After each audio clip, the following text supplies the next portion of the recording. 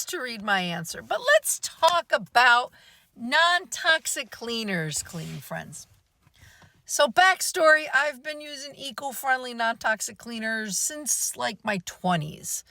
And I'm double that now. I also own a cleaning business for almost 10 years, and it's green certified, meaning my business is certified through Green Business Network.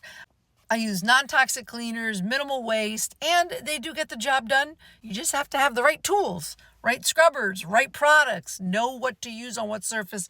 That could be a whole nother video. But my point is this. I choose to use eco-friendly products for half my life, and my cleaning business is specialized in that. So I'm pretty knowledgeable with eco-friendly, but not just that. I read and I use common sense. So somebody left that comment on a cleaning professional's post, a friend of mine actually. She was talking about a product that is a hydrogen peroxide-based product. And this person said, it says keep out of the reach of children. That's non-toxic? Listen, just because something is classified as non-toxic or eco-friendly does not mean that you can just leave it all willy-nilly, all out and about where little kids or pets can get into it. You do realize that just because something is considered non-toxic or plant-based or eco-friendly, that still means it needs to have labels on it for warning labels. It still means that it can be considered dangerous if you drink it or if it gets in your eyes. Hydrogen peroxide is a lot more non-toxic. It's a lot more eco-friendly than, let's say, a bleach product. But you still don't want to go chugging hydrogen peroxide. Hydrogen peroxide is meant to clean surfaces, not for you to ingest. Like my friend Samantha said, you want to clean a counter, not clean your colon. So there are limitations to eco-friendly cleaning products, meaning you don't just use them all willy-nilly. You have to be careful. I would not leave hydrogen peroxide out and about around my kids. They're entering the preteen teen years, so they do know where the hydrogen peroxide is. They do know where my cleaning products are because they see me put them away. If something spills, I tell my son, get the cleaning spray, and he gets it. But I've also taught my kids how to properly use the spray, how to properly not touch my stuff. And when they were much younger, I made sure all my cleaning products, and I'm talking about vinegar, peroxide, essential oils, which I've been using for half my life as well. I always kept those and still keep them out of the way.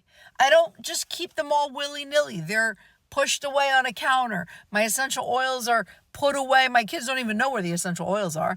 And the ones that they do see more readily that I use in the diffusers, I teach them, don't touch them. I will show you how to use an essential oil.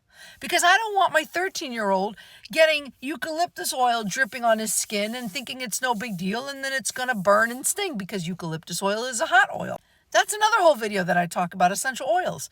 But you can't just randomly put eucalyptus oil on your skin. It's going to sting. You can't go chugging lavender oil. And these are all plant-based, eco-friendly products. My kids know where the hydrogen peroxide is or the isopropyl alcohol for disinfecting. But if they need it, they ask. And I show them how to properly use things. I also have a cat. I don't leave my cleaning products around where he can lick them. So yes, eco-friendly, non-toxic products should still be kept out of reach of children and pets. And even adults. Maybe there's somebody in your home that is not mentally capable of understanding or distinguishing that peroxide is not water. Products need to be kept away safely. Even those that are eco-friendly, plant-based, non-toxic. Poison ivy is a plant.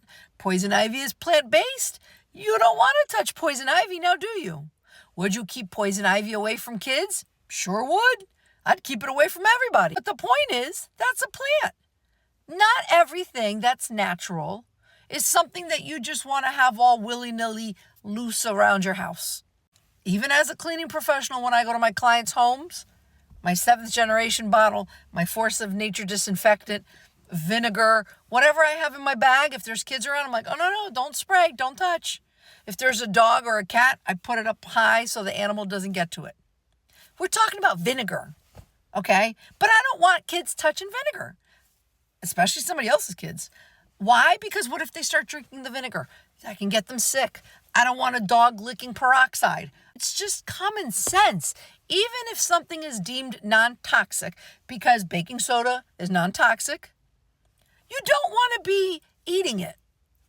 You don't want to be bathing in it. You don't want to be rubbing vinegar all over your skin. I see people with these weird ASMR videos, and they're putting their hands in Comet and Fabuloso and Lysol, and they're just, what? That's all absorbed in your skin. I'm not going to be putting my hands in a bowl of hydrogen peroxide because that's going to hurt my skin, and that's non-toxic. So yes, you have to be careful, even with non-toxic, eco-friendly, plant-based products. You have to read the labels. You have to read the instructions. You have to know how to properly use things. One last tip. Do you know what's the most eco-friendly cleaning liquid around? Water. You can clean up a spill with water, right? That's as eco-friendly as you can get. Will I let a kid walk around a pool full of water? No, they can drown. Am I going to chug 15 gallons of water in a day? No, it'll make me sick, maybe even kill me, throw off my pH levels. See what I'm saying? And that's as eco-friendly, non-toxic as you can get. Water. But that doesn't mean you just use it all willy-nilly. You have to have common sense. Read labels and understand the science of cleaning. And if you have any more questions, comment down below. Crunchy Cleaning by Kathy. Thanks for checking out this video. I really appreciate it. Just to let you know, I do not get paid for making videos. I don't get paid for my content. I wish I did. I really wish I did. I just don't have enough views. So if you love this video, if you found it helpful, if you can please like, comment, share, subscribe, love, do all the things to help boost the algorithm so that my videos can be pushed out, I would greatly appreciate it. I genuinely love sharing cleaning tips and tricks. And when you love what you do, it's not work. Keep following along, Crunchy Cleaning by Kathy. Check out my Amazon shop, amazon.com/shop/Crunchy Cleaning by Kathy. My Etsy shop, if you need any cleaning documents, spring cleaning checklist, business documents, whether you own a cleaning business or any other small business, I have documents that you can edit for your business needs. So check that out on my Etsy shop, Crunchy Clean by Kathy. Check out my YouTube channel. Check out my website, crunchycleaningbyKathy.com. All over social media. I love sharing. Hit that like, follow, subscribe, share.